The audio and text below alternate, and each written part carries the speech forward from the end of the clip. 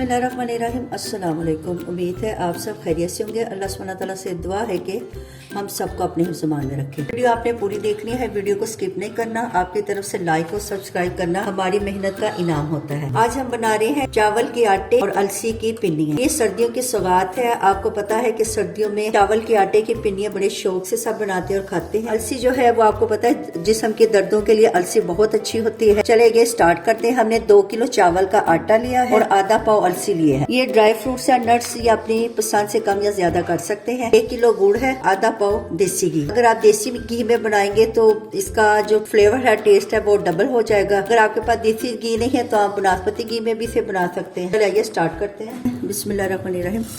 ये आधा पाव अलसी है, इसको हमने पैन में डाल के रोस्ट कर लेना है। हल्का सा इसको रोस्ट कर लें। इसमें ऑयल वगैरह कुछ भी नहीं डालना है, इसको वैसे ही हमने हल्का सा रोस्ट करना है। फिर इसको हमने ग्राइंडर में पीस लेना है। अलसी की पिन्नियाँ भी बनाते हैं। अलसी के आटे को जो सादा आटा होता है गंदम का, उसमें मिक्स करके भी पिन्नियाँ बनते हैं और जिस्म के दर्दों, जोड़ों दर्दों के लिए बहुत अच्छी होती हैं। उसकी रेसिपी भी इंशाल्लाह आपके साथ शेयर करेंगे। ये देखें 1 मिनट इसको हमने रोस्ट कर लिया है। चलिए आइए सबसे पहले अब हम चाशनी तैयार करते हैं। 1 जो कप है बड़ा, ये हमने पानी का डाला है।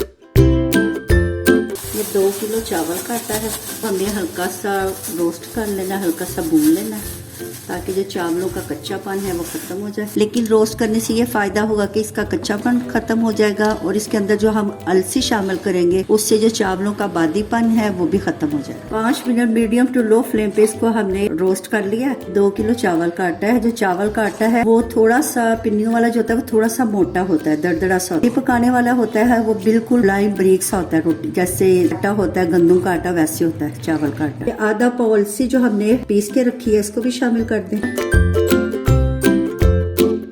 ये 1 तार की चाशनी हमने तैयार कर ली है। ये देखें, ये आधा पाव देसी घी हमने लिया है, इसको भी इसके अंदर मेल्ट कर लेना है।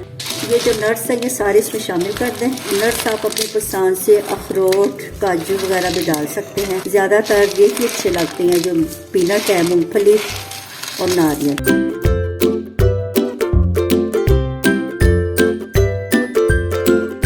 सारा जो घी है वो अच्छी तरह इसमें मेल्ट हो जाए। ये जो चाश है ये गरम गरम हमने चावल के आटे में डालनी है। चाशनी हमारी तैयार हो गई, ये सारी अब इसमें डाल दें। बिस्मिल्लाहिर्रहमानिर्रहीम। इसको अच्छी तरह मिक्स कर लें।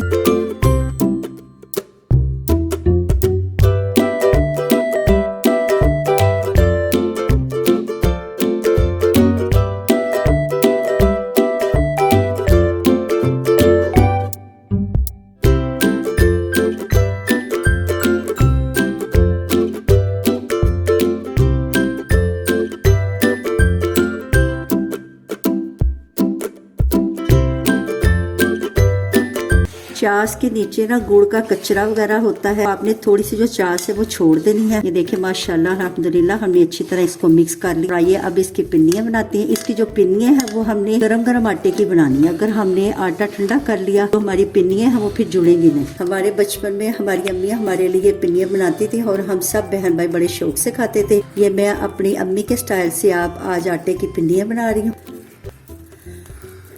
पिन्नियों का साइज आप अपने अंदाजे से छोटा या बड़ा कर सकते हैं। वैसे ये मीडियम साइज की बना रही हूँ। सर्दियों में लाजमी ड्राई फ्रूट का इस्तेमाल करा करें। ड्राई फ्रूट जो होते हैं वो सेहत के लिए बहुत अच्छे होते हैं और हमें सर्दी से बचाते हैं। बच्चों को भी ड्राई फ्रूट दें, खुद भी खाएं। जो मूंगफली की अफादियत है, अगर इसके फायदे देखे जाएं तो ये बादाम से भी ज्यादा इसके फायदे हैं। आप पीनट बटर भी बना के बच्चों को स्लाइस पे लगा के दे सकते हैं। मेरी रेसिपीज को ट्राई करा करें और कमेंट्स में लाजमी बताया करेंगे कि आपको मेरी रेसिपी कैसी लगी है और आपकी कैसी रेसिपी बनी है। अगर आपने कोई चीज सीखनी है तो आप कमेंट्स में बताया करें, मैं आपको इंशाल्लाह सिखाऊंगी।